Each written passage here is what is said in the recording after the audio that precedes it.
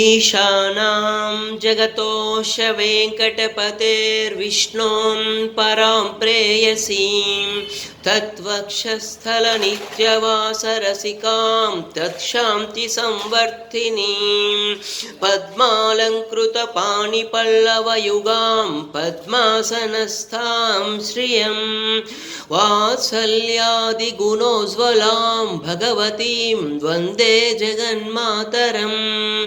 श्रीमन्कृपाजलनिधे कृतशर्वलोक सर्वज्ञशक्तनतवत्सल सर्वशेषिन् स्वामिन् सुशीलशुलभाश्रितपारिजाता श्रीवेङ्कटेशचरणौ शरणं प्रपद्ये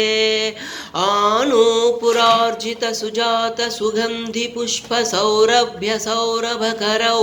समसन्निवेशौ सौम्यौ सदानुभवनेऽपि नवानुभाव्यौ श्रीवेङ्कटेशचरणौ शरणं प्रपद्ये सद्यो विकासि समुदित्वरसान्द्ररागसौरभ्यनिर्भरसरोरुह साम्यवार्तां